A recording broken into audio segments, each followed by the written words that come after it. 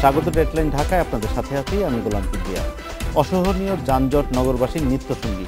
রাস্তায় ঘোরাঘুরি, যত্রতত্র গাড়ি পার্কিং, নগর পরিবহনগুলোর মধ্যে অসুস্থ প্রতিযোগিতা আর নিয়ম না মানার উৎসব, এসব মিলিয়ে প্রতিনিয়ত যানজট হয়ে উঠছে আরও তীব্র। যাত্রাপথে অনড় কাটাতে হচ্ছে ঘন্টার পর ঘন্টা। এই অসহনীয় পরিস্থিতি থেকে মুক্তির পথ কী, এই প্রশ্নের উত্তর খুঁজব আজকে ডেডলাইন ঢাকায়। আজ আমাদের সাথে স্টুডিওতে আছেন বিশিষ্ট স্থপতি মোবাশ্বের হোসেন, আছেন নাট্য ব্যক্তিত্ব আবুল হায়াত এবং জাহাঙ্গীরনগর বিশ্ববিদ্যালয়ের নগর ও অঞ্চল পরিকল্পনা বিভাগের অধ্যাপক ডক্টর আক্তার মাহমুদ। স্বাগত আপনাদের।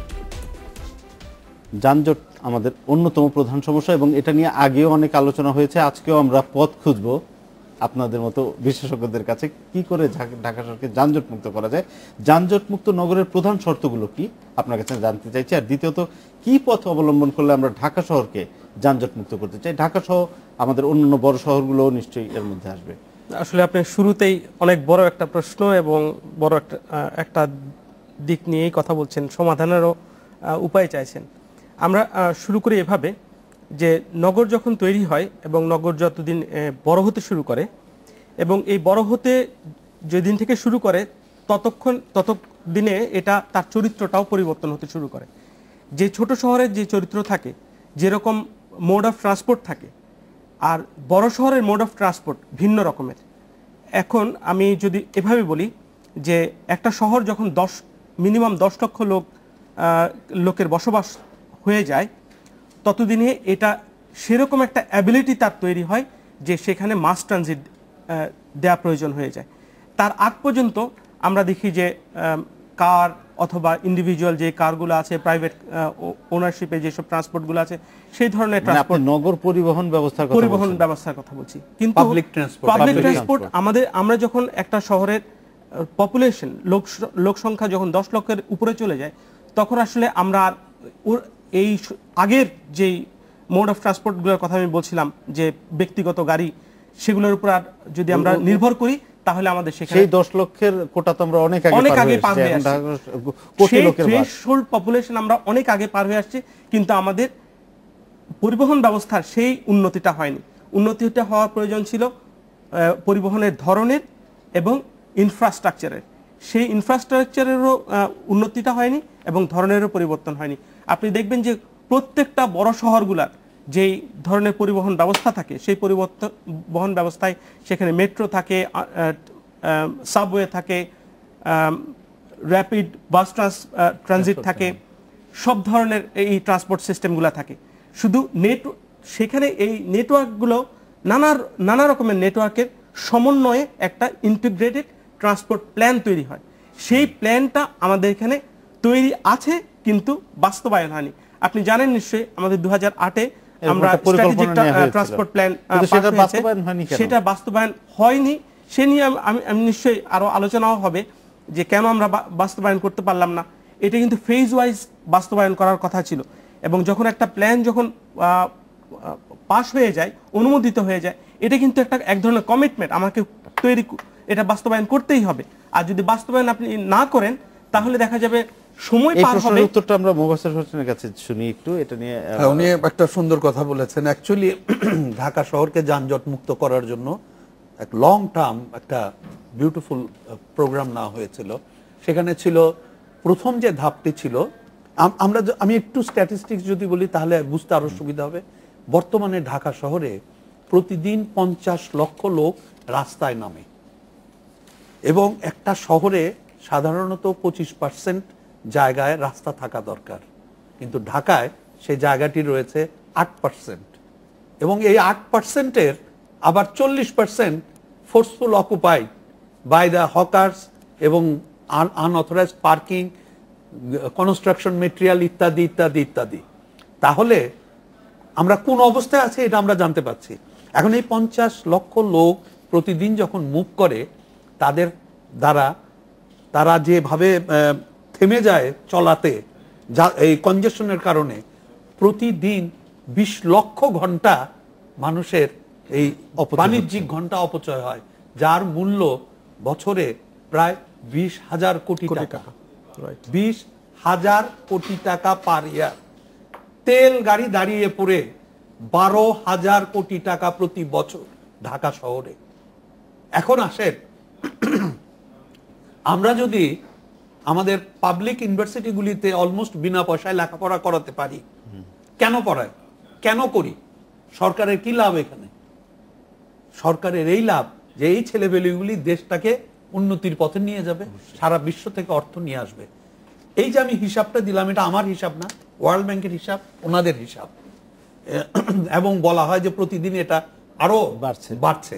তাহলে এই টাকাটা আমি যে কোনো বিজনেস হাউস থেকে লোন নিয়েও যদি এই টাকাটা যদি আমি ইনভেস্ট করি, আমি কিন্তু ঢাকা শহরের চেহারা বদলে দিতে পারি। এবং বদলে দেওয়ার জন্য যে ওই যে এসটিপিটি হয়েছিল, সেখানে বলা হয়েছিল যে মানুষের জন্য রাস্তাঘাট তৈরি করতে হবে, র্যাপিড ট্রানজিটের জন্য বাস রুট করতে হবে, এবং এমআরটি করতে হবে।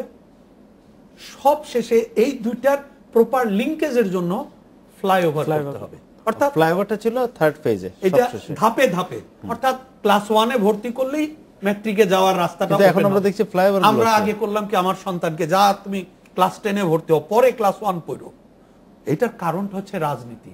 আমি একটি কথাই বলে রাখি, হায়াত ভাইও বলবেন, বুঝবেন, উনিও জানেন যে architects, engineers, planners can come up with very very good design proposal, but implementation solely lies with the politicianদের মাথায় ঢুকলো যে এগুলি তো ছোট ছোট কাজ এবং কষ্টের কাজ, এটা জনগণকে বোঝানো, দেখানো, আগামীতে ইলেকশন করতে হলে আমাকে এমন কিছু করতে হবে জনগণ যেন হা করে এরকম করে দেখে। আর ওইটাতে আবার কমিশনটাও বেশি। দেখা গেল যে রাজুক বলে যে আমার লোকবল নাই, সেই জন্য আমি বিল্ডিং দেখতে পারি না, সেই লাজুক পর্যন্ত ঝাঁপায় পড়লো ফ্লাইওভার বানানোর জন্য। আমি এখানেই কোন একটা টেলিভিশনে আমি রাজুকের চেয়ারম্যানকে বললাম যে আপনাদেরকে কোনো কিছু বললে পারি, বলেন লোকবল নাই। কিন্তু এই ফ্লাইওভার বানানোর সময় তো সরকারকে একটাও চিঠি লেখেন না যে আমার লোকবল নাই, আমি ফ্লাইওভার বানাইতে পারবো না, ঝাঁপায়া পড়লেন আপনি। উদ্দেশ্যটা হলো এই যে ওইখানে কমিশনটা খুব ইন্টারেস্টিং এবং অল্প কাজে, মানে পরিসরটা অল্প, সেই অল্প কাজে কমিশনটা পাওয়া যায়। ফ্লাইওভারগুলো কি আমাদের কোনো কাজে লাগছে না? লাগবে, লাগার তো কোনো কারণ নেই। এই ফ্লাইওভার এখন ব্যবহৃত হচ্ছে অনলি 10% পিপল, 10% পিপলকে প্রাইভেট গাড়ি ওনার। আর ফ্লাইওভারের খারাপ জিনিসটা যেটা বলি, আগে করাতে কি হয়েছে, আপনাকে একটা 6 ইঞ্চি পাইপ দেওয়া হলো, ওই পানির পাইপের এই মাথাতে আধা ইঞ্চি, ওই মাথাতে আধা ইঞ্চি ফুটা, আপনি কি 6 ইঞ্চির বেনিফিট পাবেন? এই ফ্লাইওভার হচ্ছে 6 ইঞ্চি পাইপ, দুই মাথায় আধা ইঞ্চি ছিদ্রি আছে, পানি কিন্তু ওই আধা ইঞ্চি দিয়ে বের হয়, যে কারণে এই 10% পিপল এই ফ্লাইওভার ব্যবহার করে। প্রায় প্রতিদিন আপনারা ফ্লাইওভারে দেখবেন কত বড় ট্রাফিক কনজেশন, মাঝে মাঝে আমার ভয় লাগে যে এটা ভেঙে পড়বে কিনা, এত গাড়ি দাঁড়িয়ে আছে।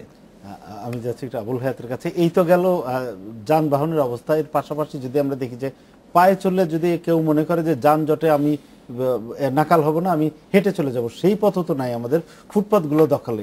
এখানে একটা স্ট্যাটিস্টিক আছে আমাদের নগরীর 163 কিলোমিটার ফুটপাথের 108 কিলোমিটার ফুটপাথে এখন হকারদের দখলে, এবং হকারদের দখলে 163-র মধ্যে 108 কিলোমিটার, এবং এগুলো তারা কোনো না কোনো গোষ্ঠীকে, কাউকে না কাউকে টাকা দিয়ে, চাঁদা দিয়ে দোকান বসিয়ে রেখেছে।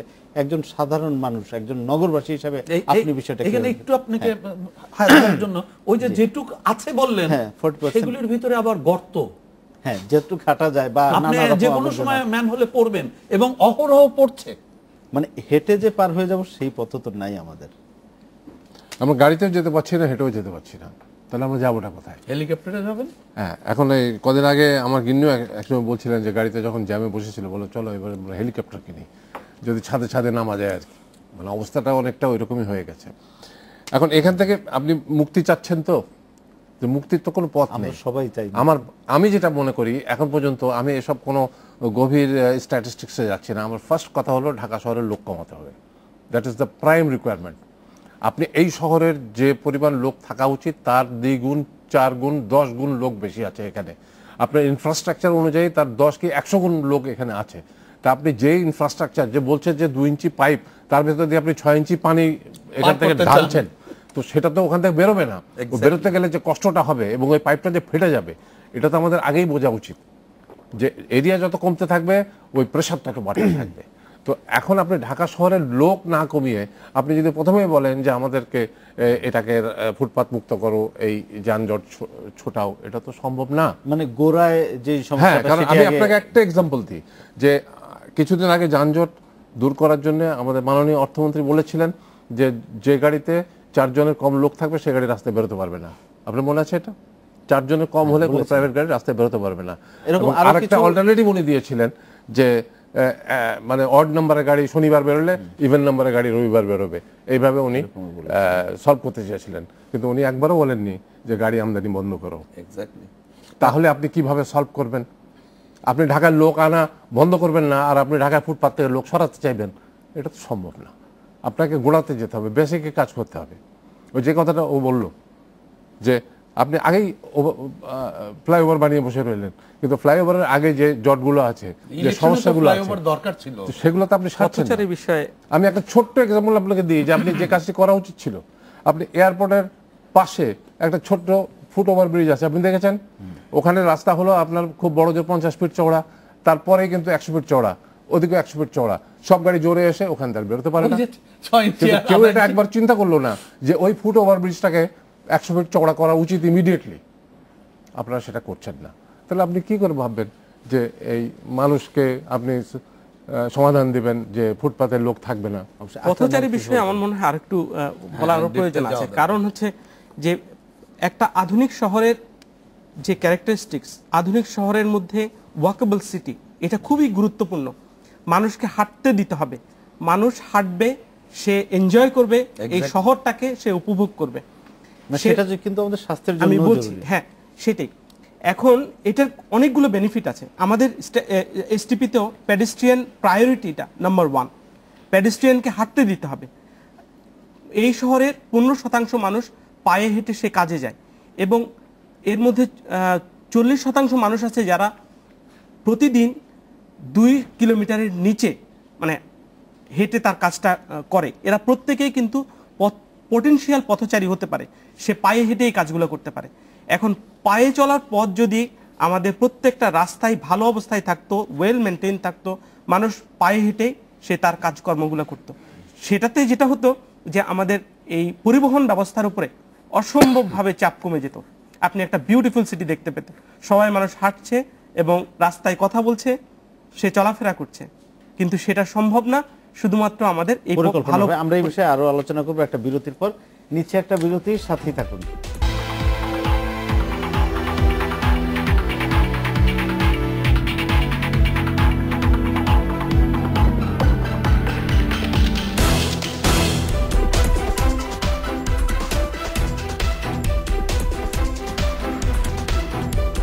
বিরতির পর ফিরে এলাম ডেডলাইন ঢাকায়। বিশ্বের অনেক দেশে, অনেক শহরের রাস্তা ঢাকার চেয়ে চওড়া না, বরং আরো সরু, কিন্তু সেসব জায়গায় যানবাহন এতটা অসহনীয় যানজটের পর্যায়ে যায় না, বা তারা কিভাবে ম্যানেজ করছে, আমরা কেন পারছি না? একটু আগে আপনার সাথে এমনি আলাপ করছিলাম, সেখানে যে দেখেন ম্যানেজমেন্ট বলে একটা শব্দ আছে। কেন ম্যানেজমেন্ট এত পপুলার ওয়ার্ল্ড ওয়াইড? অর্থাৎ আপনার যা আছে সেটা দিয়ে আপনাকে গুছিয়ে চলতে হবে। আপনি বাস্তব জীবনে, পারিবারিক জীবনেও যদি দেখেন যে একটা লোক রিক্সা চালাচ্ছে, দেখা যাচ্ছে যে তার ছেলেকে মেয়েকে স্কুলে পড়াচ্ছে ফ্রম দ্য এই রিক্সার আর্নিং থেকে। আবার এই খোঁজ নিয়েও দেখবেন যে দিনে অলমোস্ট 1 লাখ টাকা আয় করে, বিকালে জুয়া খেলে বাসায় পয়সা নিয়ে যেতে পারে না, তার ফ্যামিলি অলরেডি ব্রোকেন ফ্যামিলিতে চলে গেছে। অর্থাৎ প্ল্যানিং করলে অনেক কিছু করা সম্ভব। আমরা এবং প্ল্যানার্সরা যে কথাটি বলে, ঢাকাতে এখন যে অবস্থা আছে সেই অবস্থায় যদি ট্রাফিক সিস্টেমের প্রপার প্ল্যানিং করা যায়, তাহলে 25 থেকে 30% পর্যন্ত ট্রাফিক কনজেশন কমানো সম্ভব। আমি ছোট্ট একটা এক্সাম্পল আপনাকে দেই। পাবলিক ট্রান্সপোর্টের কথা এসছে, পৃথিবীর সমস্ত দেশে পাবলিক ট্রান্সপোর্ট হচ্ছে ওয়ান অফ দ্য মেজর মুভমেন্টের জিনিস।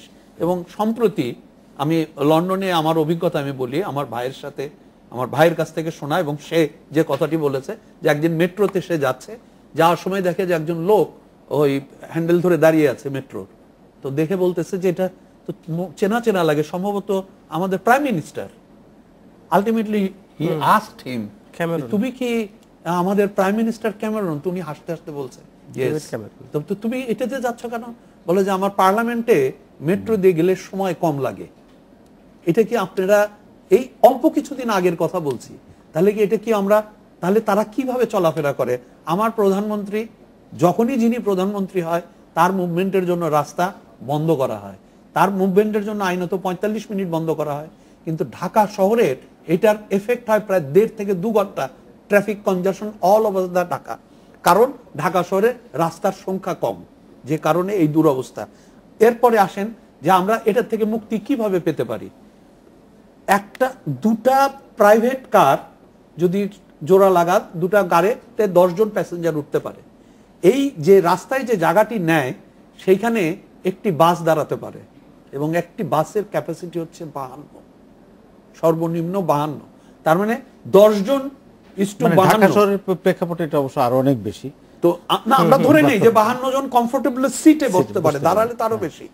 তাহলে আমরা এই প্রাইভেট গাড়ি দিয়ে তো ঢাকা শহরকে আমরা সাধারণ যান চলাচলের জন্য সমাধান করতে পারবো না।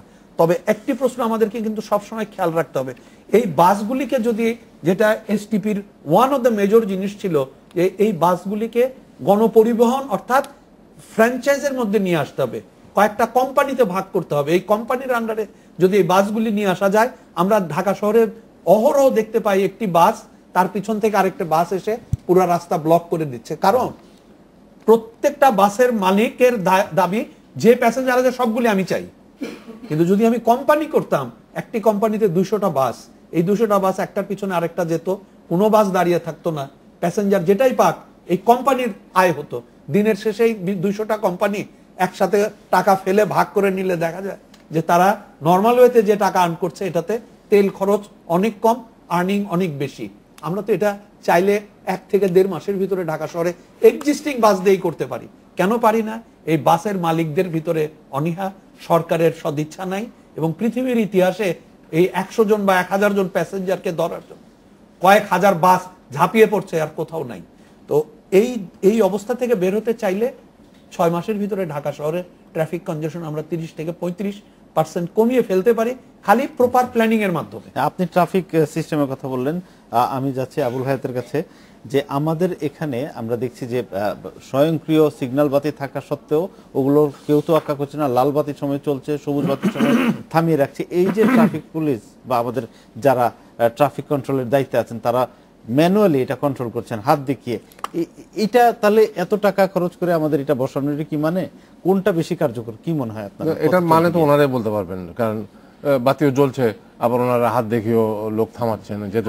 ভাই ঘটনাটা হচ্ছে এই সিগন্যাল লাইটগুলি একটা অর্গানাইজেশন সাপ্লাই করে, এটা হলো সিটি কর্পোরেশন, এখন যদি সব জায়গায় আর এটা মেইনটেইন করে পুলিশ, দুইটা মিলায়ে কারোর সাথে কারো কোঅর্ডিনেশন। আচ্ছা, তার উপর আবার আরেকটা হচ্ছে, মানে এখন ওই যে বলে না যে গেঞ্জির আবার বুক পকেট, এখন ওই সিগন্যালের মধ্যে আবার ওই যে কাউন্টডাউন শুরু, এটা থেকে পুলিশ জানে না এটা কেন লাগানো হয়েছে। অথচ আমরা প্রতিদিন দেখছি সিগন্যালও জ্বলছে, মানে ইলেকট্রিক বিল উঠছে এবং কাউন্টডাউনও হচ্ছে, কিন্তু পুলিশ হাত দেখে আপনাকে যেতে বলছে, আসতে বলছে। এবং একটা সিগন্যালে আমি জানি না যে কখনো কখনো 15 মিনিটও দেখা যায় যে এক সাইডে পুলিশ হাত উঠিয়েই রেখেছে, আর এক সাইডে লোকজন গালে হাত দিয়ে কেউ কেউ ঘুমিয়েও যাচ্ছে। তো এটা আদৌ কোনো সিস্টেম কিনা সেটা আমি জানি না, এটা কার মাথা থেকে এটা বেরিয়েছে, কোন উর্বর মস্তিষ্ক। এটা যদি প্রপার টাইমে সিগন্যাল মেনেই সবাই চলে তাহলে কেন এটা কার্যকর হবে না আমি তো জানি না। এটাও তো অনেক কোটি কোটি টাকা খরচ করে এই সিগন্যালিং সিস্টেমটা করা হয়েছিল।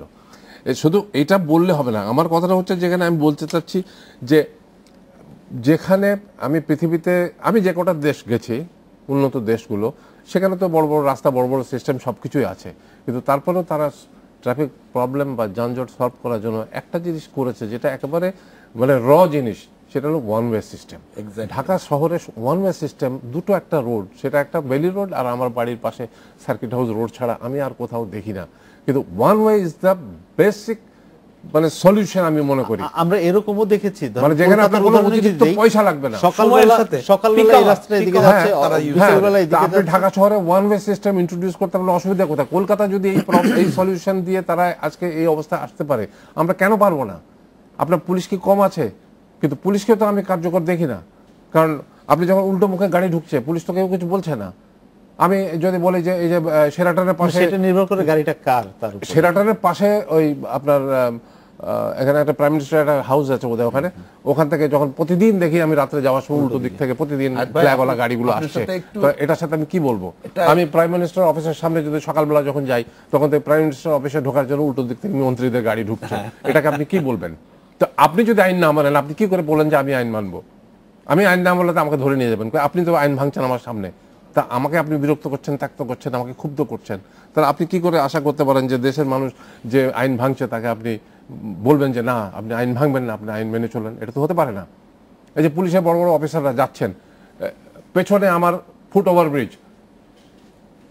ব্রিজের সামনে নিচে পুলিশ দাঁড়িয়ে লোক পার করছে রাস্তা দিয়ে, এটা কোন আইন? আপনি কিভাবে আপনি সলভ করবেন? চোখের সামনে আমি দেখছি এত বড় ফুট ওভার ব্রিজ, সামনে পুলিশ রাস্তা গাড়ি থামিয়ে লোক পার করছে, যান উপর দিয়ে যেতে বলছেন না তো, কাউকে তো বাধ্য করছেন না আপনি যে উপর দিয়ে যেতে। তাদের জন্য তো আমার গাড়িটা এখানে আটকাচ্ছে কিছুক্ষণ, উল্টো দিক দিয়ে গাড়ি যাচ্ছে সেটা আপনি থামাচ্ছেন না। আপনি ফুটপাথ দিয়ে, আমার যতদূর মনে আছে কোর্টের অর্ডার আছে যে ফুটপাথ দিয়ে কোনো মোটরসাইকেল চালানো যাবে না, কই আমাদের চোখের সামনে দিয়ে যাচ্ছে, গায়ের উপর দিয়ে উঠে যাচ্ছে, কই কেউ তো আজ পর্যন্ত কোনো লোককে ধরেছে? ভাই আমার একটা প্রশ্ন আপনার কাছে, ফুটপাতে দিয়ে মোটরসাইকেল যাচ্ছে বেআইনি কাজ করছে, কিন্তু কয়দিন আগে আপনি পত্রিকায় দেখেছেন, এটা আমি পত্রিকায় বলার পর এটা ছেপেছে, আমি দেখলাম যে চিফ জাস্টিস সাহেবের বাসার সামনে রং সাইড দিয়ে লাইন ধরে সরকারি গাড়ি যাচ্ছে সন্ধ্যার সময় 5টার পরে। প্রাইম মিনিস্টার অফিসে যখন যাচ্ছে তাহলে আমরা তো দেখতে পাচ্ছি সেটা তো। আর আমরা তো ট্রাফিক আইন ভাঙা কিন্তু শিখি প্রাইম মিনিস্টারের সেক্রেটারিয়েট থেকে। এই যে রাত্রে যদি প্রাইম মিনিস্টারের সেক্রেটারিয়েট সামনে দিয়ে যায়, আপনাদের এই এখানকার গাড়িও লাল বাতির ভিতর দিয়ে যাবে, কারণ তখন পুলিশ বলবে যান। তা আমি তো শিখি লাল বাতির ভিতর দিয়েও যাওয়া যায়, সবুজ বাতির ভিতর দিয়েও যাওয়া যায়, আবার এতে থামতে হয়। তা আমরা এই লার্নিং প্রসেসটাতে চলে আসছি, প্রধানমন্ত্রীর ওইখান থেকেই আমরা শিখি। আবার আইন যে বাংলাদেশের লোক মানে না এটা ঠিক না। 100 গজ দূরে জাহাঙ্গীর গেটের ভিতর ঢুকলেই তো আইন মানছে, জাহাঙ্গীর গেটে ঢোকার সাথে সাথে প্রত্যেকে মানছে। এমনকি সেদিন জেনারেল কাদেরের সাথে আমার কথা হলো, তো আমি এই একই কথা বলছিলাম, উনি বলল ভাই আমি জেনারেল কাদের, কোর্ট মার্শালে আমাকে পেনাল্টি দিতে হয়েছে হাই স্পিড করার জন্য। সো আইন যদি সবার বেলা সমান প্রয়োগ না করেন, আইন হচ্ছে এমন একটা জিনিস। আমাকে একটা জিনিস বুঝান, ট্রাফিক সপ্তাহ তার মানে কি 7 দিন আপনাকে আইন মানতে বলতেছে আর বাকি সময় মানার দরকার নাই? এটাই কি মানে? কতগুলো সিম্পল ব্যাপার। ট্রাফিক কমিশনার সাহেব একবার ডিক্লেয়ার করলেন, এটার মানে হচ্ছে কি সচেতনতা তারা বাড়াতে চায়। সচেতনতা তো আপনাকে 365 দিন থাকার কথা। আপনি ট্রাফিক কমিশনার সাহেব ডিক্লেয়ার করলেন যে ভিআইপি রোডে ট্রাফিক আইন ভঙ্গ করলে কঠোর ব্যবস্থা না হবে, তাহলে পরের লাইনটা হচ্ছে ভিআইপি রোড যেখানে খুশি সেখানে আইন ভঙ্গ করেন, আমরা আপনাদেরকে কিছুই বলিব না। আচ্ছা আমি বলি একটা সিম্পল ব্যাপারটা বলি, যে ট্রাফিককে মানে যদি শক্ত হাতে আইন নিয়ন্ত্রণ না করে তাহলে কি করে হবে? আপনি ধরেন আমরা রাস্তা দিয়ে যাচ্ছি, নর্মালি হয় কি যেটা দুটো লেন থাকে, আমরা ধরে নিই যে ফার্স্ট লেন যেটা ফার্স্ট লেন থাকে এটা স্পিডি গাড়ির জন্য, বা নর্মালি এটাকে ওভারটেকিং লেন বলা হয়। তার মানে সেকেন্ড লেন যেটা থাকে, আপনি সব গাড়ি সেকেন্ড লেন দিয়ে যাবে, যার আগে যাওয়া দরকার সে ফার্স্ট লেন দিয়ে গিয়ে সেকেন্ড লেনে চলে যাবে। আর আমরা যত slow moving vehicle, heavy vehicle দেখি সব ফার্স্ট লেন দিয়ে যাচ্ছে, কনস্ট্যান্ট যাচ্ছে, আর তার মানে বাকি গাড়িগুলো উল্টো দিক দিয়ে ওভারটেক করতে হচ্ছে। এই জন্য আমাদের চালকদের এবং আমাদের যারা না চালকের বড় কথা, যিনি আইনটা নিয়ন্ত্রণ করছেন তিনি, তাকে তো কঠোর হতে হবে, তাকে তো এই আইনটা মানতে বাধ্য করাতে হবে। এখানে কম্পোনেন্ট তো একটা না, আসলে কম্পোনেন্ট তো অনেকগুলি। সেখানে একদিকে যেমন আইন প্রয়োগকারী সংস্থা আছে, অন্যদিকে ট্রাফিক পুলিশ আছে, আমরা জনগণ যারা নিজেও সেফ ড্রাইভিং গাড়ি চালাই তাদেরও দায়িত্ব আছে, সব মিলে হচ্ছে ইয়ে। এখন বিষয়টা হচ্ছে যে আমরা প্র্যাকটিসটা যদি মানে ঠিক মতো না করি তাহলে এই সংস্কৃতিটাই তৈরি হয় না।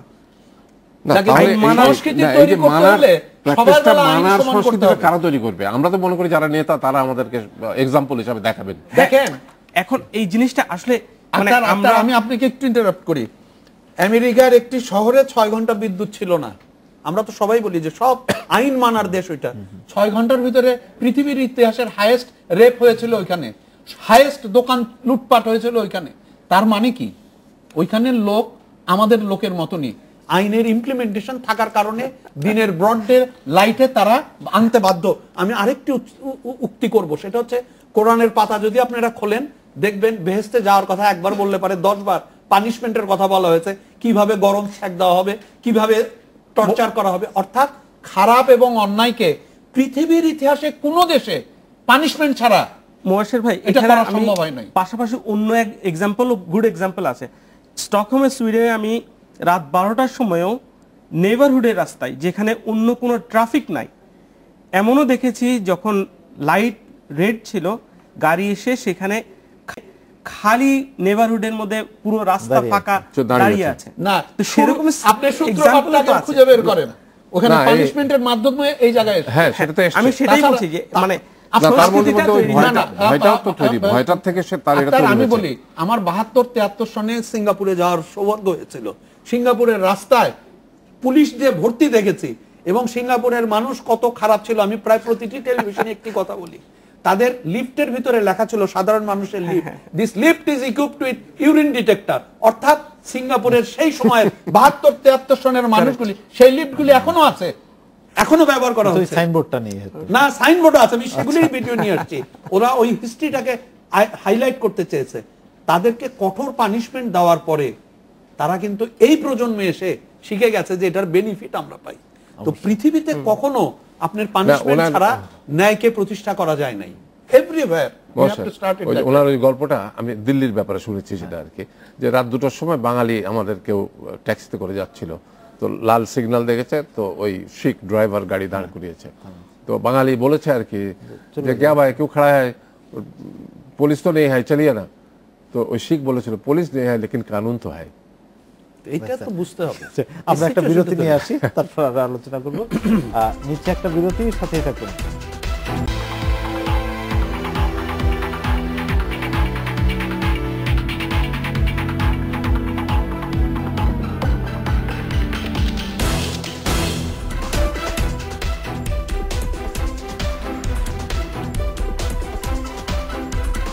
বিরতির পর ফিরে এলাম ডেডলাইন ঢাকায়। যে বিষয় নিয়ে কথা হচ্ছিল ঢাকা শহরকে যানজট মুক্ত রাখা। ঢাকা শহরকে যানজট মুক্ত করতে হলে স্বল্প মেয়াদী এবং দীর্ঘমেয়াদী কি পরিকল্পনা নেওয়া প্রয়োজন বলে মনে করেন? আসলে আমরা অনুষ্ঠানের এই আগের অংশগুলোতে স্বল্প মেয়াদী অনেকগুলো কথা বলেছিলাম, আমরা ম্যানেজমেন্টের কথা বলেছিলাম, তারপরে এসটিপির বাস্তবায়নের কথা বলেছিলাম। আমি আসলে এই মুহূর্তে আসলে সময় হয়তো বেশি পাওয়া যাবে না, এই কারণে আমি দীর্ঘমেয়াদী পরিকল্পনাগুলোর কথা একটু হাইলাইট করতে চাই। আপনি দেখেন 1981 সালে প্ল্যানিং কমিশন থেকে একটা রিপোর্ট তৈরি করা হয়েছিল, একটা স্টাডি করা হয়েছিল, যেখানে বলা হয়েছিল Dhaka urban area integrated strategic plan, এরকম একটা প্ল্যান তৈরি হয়েছিল। এবং 91-এ এসে টাস্কফোর্স রিপোর্ট তৈরি হয়েছিল। এরপরে আবার 91 থেকে 95 সাল থেকে 91, হ্যাঁ 81 সালে একটা তৈরি হয়েছে, 91-এর টাস্কফোর্স রিপোর্ট তৈরি হয়েছে। সেটার কি কন্টিনিউশন ছিল? না, সেটা অন্য একটা রিপোর্ট। আমি যেটা বলতে চাচ্ছি যে প্রত্যেকটা রিপোর্টে বলা হয়েছিল ঢাকা ডিসপার্স করা প্রয়োজন, ঢাকার ডেভেলপমেন্ট আর মানে ঢাকার ভিতরে না, এটাকে ডিসপার্স করা প্রয়োজন, মানুষকে অন্যদিকে সরিয়ে নিয়ে যাওয়া প্রয়োজন। 33 বছর আগে, 34 বছর আগেও একই ধরনের কথা বলেছিল, কিন্তু বাস্তবায়ন হয়নি। এখন আমি বলছি যে বর্তমান অবস্থায়ও আমরা আসলে এই অবস্থা চলতে মানে পারি না, এটা আমরা এফোর্ড করতে পারি না। এই শহর আর এভাবে চলতে পারাটা এফোর্ড করতে পারবে না। কি করতে হবে? সেই কারণে আমি যেটা বলি যে ঢাকা শহরের চারপাশে এখন 14টা আরবান সেন্টার আছে। আপনি যদি উত্তর দিকে দেখেন গাজীপুর, টঙ্গী, কাপাসিয়া, শ্রীপুর, আপনি এরপরে দেখেন ওদিকে সাভার এবং ধামরাই, পশ্চিম দিকে দেখেন দোহার আছে, দক্ষিণে নারায়ণগঞ্জ আছে, রূপগঞ্জ আছে, এরকম 14টা আরবান সেন্টার আছে। এই আরবান সেন্টারগুলো আমি দেখেছি স্টাডি করে, এগুলো সবই 50 কিলোমিটারের ভিতরে, অর্থাৎ কমিউটিং ডিস্টেন্সের মধ্যে। এই প্রত্যেকটা আরবান সেন্টারকে আপনি যদি ভালো ট্রান্সপোর্ট সিস্টেম দিয়ে যুক্ত করেন ঢাকার সাথে, তাহলে ঢাকার প্রেশার অটোমেটিক্যালি রিলিজ হয়ে যাবে। কারণ এই ঢাকা শহরে তখন বসবাস করার প্রয়োজন হবে না। সে শ্রীপুর থেকে এসে সে 50 মিনিটসের মধ্যে ঢাকায় আসতে পারবে, আবার 15 মিনিটসের মধ্যে। ভালো ট্রান্সপোর্ট বলতে আপনি কি বোঝাচ্ছেন? ভালো ট্রান্সপোর্ট সিস্টেম বলতে আপনি ধরেন ট্রেন সার্ভিস হতে পারে, যেটা কমিউটিং সার্ভিস, ভালো সার্ভিস, বাস সার্ভিস হতে পারে। এটা সারা পৃথিবীতে বড় শহরগুলোর একটা এস্টাবলিশড একটা সিস্টেম। আপনি ট্রানজিট ওরিয়েন্টেড ডেভেলপমেন্ট সব জায়গায় আমাদের পাশে আরবান সেন্টারগুলোকে কানেক্ট করার জন্য এই ধরনের ডেভেলপমেন্টগুলোতে করা হয়। তো এই ধরনের অ্যাপ্রোচে না গেলে আপনি ঢাকা শহরকে বাঁচাতে পারবেন না। ঢাকা শহরকে বাঁচাতে হলে এরকম দীর্ঘমেয়াদী পরিকল্পনা যেমন বাস্তবায়ন করা প্রয়োজন, আর স্বল্পমেয়াদী পরিকল্পনাগুলোর কথা তো আমরা এতক্ষণ ধরে আলোচনা তাহলে আপনি করছিলাম। কি আমার ওই কথাতে এগ্রি করলেন যে ঢাকা হ্যাঁ, আমি কমাতে এটাকে হবে? agree করছি। আমি ওইটা হলো আমার ঢাকা এক নম্বর থেকে- কথা। এবং এটা করতে গেলে আপনার অ্যাক্টিভিটিস ঢাকার বাইরে নিয়ে যেতে হবে, প্রত্যেকটা উপজেলায় আপনার ডেভেলপমেন্ট Exactly, ওয়ার্ক করতে হবে এবং এমপি সাহেবদের ওখানে বসে থাকতে হবে। আমি এর একটু পরিষ্কার কথা, অন্য ওই লোকজন প্রশ্ন- ওখানেই থাকতে হবে। এমপি সাহেবদের ব্যাপারটা একটু বুঝে না, বলেন। এমপি সাহেবদের কথা হলো এমপি সাহেবরা যদি ঢাকাতেই থাকেন তো তাদের কাছে তদবির করার জন্য সমস্ত লোক তো ঢাকাতেই থাকবে। আমি এবারে উত্তরবঙ্গে আমরা তো বরং গিয়েছিলাম। ঢাকাতে এমপিরা যেন আরামায়েশে থাকতে পারে তার জন্য MP hostel Quarter বানানো। quarter তো বানানো। তাহলে কি করে আপনি আশা করেন যে এমপি কে যারা ভোট দিয়েছেন তারা ওখানেই থাকবেন? আমি গত 10 দিন ধরে উত্তরবঙ্গে আমি একটা কাজ করে এসেছি। মেধাবী ছাত্রদের আমি তাদের বাড়ি বাড়ি গিয়েছি, শহরে গ্রামে বিভিন্ন জায়গাতে। আমি উত্তরবঙ্গে আমার মনে হয় ঢাকার 10 ভাগের 1 ভাগ লোকও দেখি নাই। তার মানে কোথায় ওই সব লোক কোথায় গেছে? সব লোক এখানে ঢাকা শহরে বসে আছে।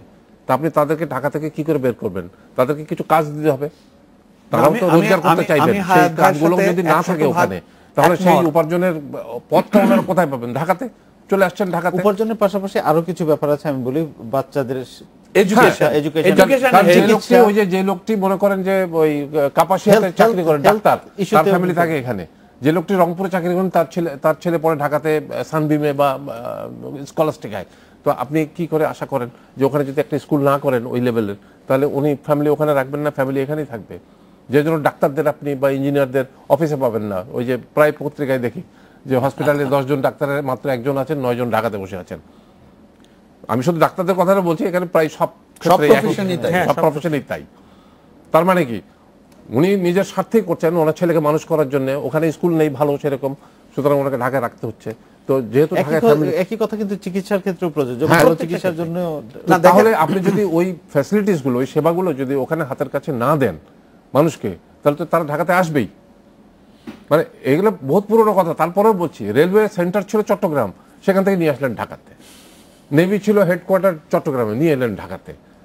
IWTA জাহাজের ছিল বরিশাল, আপনি নিয়ে এলেন ঢাকাতে। আপনি কৃষি, এটা তো ময়মনসিংহে করা যায়, আপনি নিয়ে এলেন ঢাকাতে। তো সবকিছুই যদি ঢাকাতেই থাকে তাহলে তো আপনি তো এটা বলার আর অপেক্ষা রাখেন না যে সব লোক ঢাকাতেই থাকবে। হ্যাঁ, আমি হায়াত ভাইয়ের কথা ধরে আমি বলি। হায়াত ভাই প্রথমে বলেছে ঢাকা থেকে লোক খেদাতে হবে। তো আমরা তো লাঠি পেটা করে খেদাতে পারবো না, গুলি করেও মারতে পারবো না। এটা খুব সহজ রাস্তা। সহজ রাস্তাটা হচ্ছে যে আমরা যদি কমিউনিকেশনটাকে ইজি করে ফেলতে পারি। এবং বাংলাদেশে প্রকৃতি দুটা অসম্ভব রকম সুযোগ দিয়েছে, একটা ওয়াটার বডি আর একটা হলো রেলওয়ে। রেলওয়ে কেন আমাদের জন্য সুবিধা? আমাদের এখানে ফ্ল্যাট ল্যান্ড, হিলি এরিয়া হলে রেলওয়ের সার্কুলেশন কস্ট অনেক বেশি। আমাদেরকে প্রকৃতি কিন্তু এই সুযোগগুলি দিয়েছে। আমরা যদি বাংলাদেশের প্রত্যেকটা ডিভিশনকে যদি ডেভেলপ করতে পারতাম এবং ঢাকা থেকে এই ডিভিশনগুলির যাওয়া আসা নিশ্চিত মনে আমি বলতে পারি যে এই সময়ের মধ্যে আমি পৌঁছাবো। Make it 3 hours 2 hours what ever it is, but exact টাইমে আমি যাওয়া আসা করতে পারি। যদি দেখেন, তার মানে ইন্ডাস্ট্রিগুলি তখন ওইসব জায়গায় শিফট হতো। আজকে রানা প্লাজা ধ্বংস হওয়ার পরে আমরা দেখেছি প্রায় 80% লেবার বা শ্রমিক, নারী শ্রমিক নর্থ বেঙ্গলের, যে রংপুর দিনাজপুর দেখে আসলেন, তাহলে ওরা তাদের পরিবার পরিজন ফেলে এখানে এসছে এবং এক গ্রুপ অফ পিপলের আন্ডারে তারা এই বাড়িতে থাকে, ভাড়া দেয়, ভাড়া বৃদ্ধি পায়। যদি এই কমিউনিকেশনটাকে যদি ইজি করা যেত, তাহলে সুন্দর করা যেত, যেটা করা সম্ভব ওনার হিসাব অনুযায়ী করা একেবারেই সম্ভব, খুব সহজে সম্ভব, তাহলে এই ইন্ডাস্ট্রিগুলি নর্থ বেঙ্গলে হতো। তাহলে এই মানুষগুলিকে সকালবেলা আপনি ঘুম থেকে উঠলে দেখবেন হাজার হাজার মহিলা হাঁটছে রাস্তা দিয়ে এই গার্মেন্টস ফ্যাক্টরিতে যাওয়ার জন্য। এই কাজটি কিন্তু আমার সুযোগ হয়েছিল ভিয়েতনামে যাওয়ার। দে আর ডুইং ইট এক্স্যাক্টলি আমরা যেভাবে প্ল্যানিং এর কথা বলছি, বিভিন্ন জায়গায় তারা এই কাজগুলি করছে, রেল কমিউনিকেশন করছে। ঢাকা শহরের সাথে আমরা জনগণকে যদি ঢাকা শহর থেকে সরিয়ে দিতে চাই, তাহলে ডিসেন্ট্রালাইজেশন ইজ এ মাস্ট। এবং ডিস্ট্রিক্ট এবং ডিভিশনাল হেডকোয়ার্টারের সাথে হাইওয়ে, এক্সপ্রেসওয়ে এবং রেলওয়ে এবং কি বলে রিভারওয়েতে আমি যদি কমিউনিকেট করতে পারি, আমাদের কোন পাগল আছে তার বাড়ির সুন্দর চাউলের ভাত খাওয়াতে হয়ে ঢাকায় এসে মেসে পড়ে থাকবে? কারণ সে জানে 1.5 ঘন্টা, 1 ঘন্টা, 15-2 ঘন্টার ভিতরে আমি ঢাকায় পৌঁছাতে পারবো, কাজ শেষ করব, আমি ফিরে যাব। ইনফ্যাক্ট এখনো তার মেস থেকে কাজে যেতে 2 ঘন্টাই লাগে যানজটের কারণে। আমি হায়াত ভাইয়ের কাছে যাচ্ছি। এখন আমরা দেখেছি ইদানিং কালে ঢাকা শহরের তরুণদের মধ্যে একটা সাইকেল চালানোর একটা ঝোঁক ফিরে এসেছে, সাইকেলের যে জায়গাটা। কিন্তু ঢাকার রাজপথ সাইকেলের জন্য কতটা নিরাপদ? অন্যান্য দেশে আমরা দেখি ঢাকার সাইকেলের জন্য রাজপথ ডেডিকেটেড সাইকেল লেন থাকে। আপনি কি মনে করেন না যে ঢাকায় এরকম সাইকেলের জন্য আলাদা যদি পথ থাকতো আর একটা না, বিকল্প? আলাদা পথ তো থাকতেই পারে, কিন্তু সেই পথটাতে তো লোকজন আবার বেদখল Exactly, করবে না, হ্যাঁ, সেটা তো আমি আপনি বলতে পারেন এটাই না। বলতে চাচ্ছি। আমি ওই যে উত্তরবঙ্গের কথাটাই আবার বলি, ওখানে আমি দেখলাম স্কুলে ছেলে মেয়ে, বড় বড় মেয়ে ক্লাস 10-এ পড়ে সব সাইকেল চালিয়ে আসছে স্কুলে। ওখানে সাইকেলের আধিক্য দেখে আমি খুব মুগ্ধ হয়েছি। ওখানে রাস্তাঘাটে প্রাইভেট গাড়ি নেই বললেই কিন্তু চলে। ঢাকার পথ সাইকেলের জন্য কতটা নিরাপদ? না, Existing নিরাপদ পথ তো তো আপনাকে নিরাপদ করতে না। হবে। নিরাপদ করা সম্ভব। নিরাপদ করতে হবে, নিরাপদ নেই। এটা তো আপনি হাঁটাটাই তো নিরাপদ নয় আপনার জন্য। আপনি ফুটপাথ দিয়ে হাঁটতে গেলে প্রথমত বাধা, বিভিন্ন রকম বেদখল, তারপরে আপনি ম্যান হলে পড়ছেন, তারপরে ইলেকট্রিক তারে মোটরসাইকেল। বাড়ি খাচ্ছেন, মোটরসাইকেলের সাথে গুঁতো খাচ্ছেন, মানে বিভিন্ন রকম মাথায় কোথায় কি এসে পড়ে তার কোনো ঠিক নেই, নানান রকম সমস্যা তো আছেই। তা আপনি লেন তো একটা বানাতেই পারেন। আপনি আমাদের 50 ফুট রাস্তা এখন 150 ফুট হয়েছে, তারপরে দেখা যাচ্ছে সেখান থেকে গাড়ি চলছে না। তো আপনার সেই রাস্তাটাকে তো আপনার পরিষ্কার রাখতে হবে, সেই ব্যবস্থাটা করতে হবে। দুই রোতে আপনি তো পার্কিং হয়ে সেটা তো আছে। করতে পারছেন না। আপনি রিক্সার ওয়ার্কশপ, তারপরে পাম্প দেওয়ার ওয়ার্কশপ, তারপরে দেখা যায় দুটো ঠেলা বসে আছে, তারপরে 10টা রিক্সা দাঁড়িয়ে রয়েছে, তারপরে 150 মিটার রাস্তাটা আলটিমেটলি 40 ফিট হয়ে গেছে, তারপরে দেখা যায় একটা যানজট হয়ে গেল। তো এই যে সাইকেলের ম্যানেজমেন্ট, ব্যাপারে এই ম্যানেজমেন্টটা, সাইকেলের ব্যাপারে আমার একটু কথা ছিল এরকম। এটা আমার অনেক কলিগরাও সাইকেল নিয়ে কিছু রিসার্চ তারা করেছে। তারা সবসময় বলে যে সাইকেল উৎসাহিত Encourage করার করার জন্য। জন্য। আমার কাছে প্রথমে যখন আমি সাইকেলের যারা চালায় তাদেরকে দেখে যতটা আনন্দিত হই এবং সমানভাবে আশঙ্কিত হই যে তাদের তারা যে কোনো safety নিয়ে। সময় Exactly. যে কোনো সেফটি থ্রেটের বিষয় আছে, তারা যে কোনো সময় অ্যাক্সিডেন্ট করতে, সিরিয়াস অ্যাক্সিডেন্ট হতে পারে। তার কারণ হচ্ছে যে আমাদের রাস্তাগুলো তো সেভাবে ডিজাইন করা না, যেটা আপনি বলছিলেন ডেডিকেটেড লেনের কথা। ডেডিকেটেড লেন যে আপনি করবেন, সেই ডেডিকেটেড লেন করতে হলেও আবার আপনাকে অন্যান্য ট্রান্সপোর্ট থেকে এই সাইকেল তার জায়গাটা নিয়ে নিতে হবে। আলাদা করে দিতে হবে, যাতে করে কোনোভাবে ওটা পয়েন্ট না অফ আসতে পারে। কনফ্লিক্ট না তৈরি হয়। পয়েন্ট অফ কনফ্লিক্ট যদি তৈরি হয় তাহলে আবারও সেখানে অ্যাক্সিডেন্টের সমস্যা থেকেই যায়। তো সুতরাং এখানে কিন্তু আমরা বর্তমান যে অবস্থায় আছে এবং বর্তমানে ঢাকা শহরের রাস্তাগুলো এত ঘন ঘন ইন্টারসেকশন এবং রাস্তাগুলোর যে ধরনের নেচার, সেখানে আমি বলবো যে ঢাকা শহরের সাইকেল চালানো খুবই রিস্কি। তবে আমরা সাইকেল চালানো শহর দেখতে চাই, পথচারী ফ্রেন্ডলি শহর দেখতে চাই, এটা আমাদের আশার কথা এবং এটা হচ্ছে মানে ভালো শহরের লক্ষণও বটে। অবশ্যই আমরা এবং আমি একটু ছোট্ট করে বলতে চাই যে এই যে মানে আমাদের ঢাকার একটু বাইরে উত্তরায় যান আপনি, ওখানে বেআইনি গাড়িগুলো চলছে। ওটা হলো যে আপনার রিক্সার মধ্যে মোটর লাগিয়ে চালানো হচ্ছে, Very দেখেছেন কিনা জানি না। এবং আরেকটা হলো বেবি ট্যাক্সির মতো একটা কি যেন বেরিয়েছে, ব্যাটারি চালিত। এই দুটো গাড়ি, বিশেষ করে রিক্সাটা, এরা কিন্তু ধরেন 5 থেকে 6 মাইল, বড় জোর 8 মাইল স্পিডে চলতো, এখন তারা 20 থেকে 25 মাইল স্পিডে চলছে। ওরা কিন্তু একইভাবেই গাড়ি চালাচ্ছে, মানে টার্ন নেওয়ার সময় সেই 25 মাইল স্পিডে টার্ন নিচ্ছে এবং ঘন ঘন উল্টে পড়ে যাচ্ছে লোকজন নিয়ে, কিন্তু এগুলো দেখার কেউ নাই, কেউ এগুলো স্টপ করছে না। এবং আমি একটা শুটিংও করেছি এই রিক্সার ওয়ার্কশপ, যেখানে এই মোটরগুলো লাগানো হয়, বিরাট ওয়ার্কশপ। এবং জিজ্ঞেস করলাম যে এটাকে আইনি বলে না, আমরা এগুলো ইম্পোর্ট করে লাগাচ্ছি, এটা কোনো লাগে না, এগুলো কোনো পারমিশন লাগে না, এবং এটা চলছে। তো আপনি তাহলে আবার এর মধ্যে রিক্সা সাইকেল ঢুকাবেন, এর ভিতরে সে কোনখান দিয়ে চলবে? আর একদিন তো মন্ত্রী বোধহয় বলেই বসলেন যে এই যে ব্যাটারি চালিত বেবি ট্যাক্সি যেখানে দেখবেন সেখানে জ্বালিয়ে দিবেন না কি যেন একটা এরকম বলেছিলেন একদিন। আমি ছোট্ট একটা কথা বলি, আমরা তো অনেক জিনিস নিয়ে আলাপ করলাম। ধরেন আমাদের রাস্তা ঠিক হলো, চলাফেরার সব ব্যবস্থা হলো, তাহলেই কি প্রবলেম সলভ হবে? আসলে না। কিন্তু এই পায়ে হাঁটা এবং ফ্রি মুভমেন্টের জন্য সবচেয়ে বড় প্রয়োজন হচ্ছে সিকিউরিটি। আপনি বাড়ি থেকে বের হওয়ার সময় আপনার গিন্নি আপনাকে বলবে দামি মোবাইলটা রেখে যাও, পকেটে বেশি টাকা নিও না, পারলে সাথে একজনকে নিয়ে যাও। এটা কিন্তু প্রত্যেকটা ফ্যামিলিতে দৈনন্দিন ব্যাপার। এই জায়গা থেকে বের হতে হলে কিন্তু দেশের সিকিউরিটি থাকতে হবে।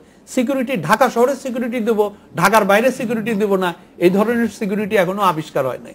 অর্থাৎ আইনের শাসন যদি আমরা একটা দেশে প্রয়োগ করতে পারি বহু জিনিস, তখন ম্যানেজমেন্ট বিকাম ভেরি ইজি। যখন আমরা দেখি যে ঢাকা শহরের বুকে আপনি লাইন ধরে মানুষ দাঁড়ায় আছে, তাদেরকে কেউ বলে না বাসের জন্য দাঁড়ায় আছে, দে আর সো ডিসিপ্লিন। আপনি সেই সময় সেক্রেটারিয়েটের সামনে যে ভিডিওগুলি আপনাদের আনা উচিত, যে দেখবেন দোতলা বাস সকাল থেকে দাঁড়িয়ে আছে, বিকালবেলা সাররা ওই বাসে করে বাড়িতে যাবেন। বিভিন্ন কর্পোরেট হাউসে দেখবেন লাইন ধরে বাস রাস্তায় দাঁড়িয়ে আছে, সকালে একবার এসছে, বিকালে আরেকবার যাবে, আর রাস্তায় হাজার হাজার লোক ঝড় বৃষ্টির মধ্যে দাঁড়িয়ে আছে। এই যে আনব্যালেন্সড একটা সিস্টেম, এই বাসগুলি রাস্তার কিন্তু অর্ধেক, কারওয়ান বাজারের অর্ধেক কিন্তু দখল করে থাকে এই মতিঝিল কর্পোরেট হোটেল, হাউসে, মতিঝিল মতিঝিলে। এগুলি তো কি কারণে? আমরা কি এতই বড় লোক দিনে 2 বার ব্যবহার করার জন্য কোটি টাকার বাস ব্যবহার করব? খালি একবার। এই বাসগুলি তো পাবলিক ট্রান্সপোর্টের ভিতরে যদি আমি আনতে পারতাম তাহলে মানুষের জন্য কত উপকার হতো। পাবলিক ট্রান্সপোর্টটা ডেভেলপ না বলেই এই জিনিসটা অবশ্যই, হয়েছে। আমরা অনুষ্ঠানের একদম শেষ পর্যায়ে চলে এসেছি। ধন্যবাদ আমাদের স্টুডিওতে আসার জন্য। এই ছিল আজকের ডেডলাইন ঢাকা। দেখা হবে আগামী শুক্রবার নতুন কোনো বিষয়ে, নতুন অতিথিদের নিয়ে। ভালো থাকুন, সুস্থ থাকুন, শুভরাত্রি।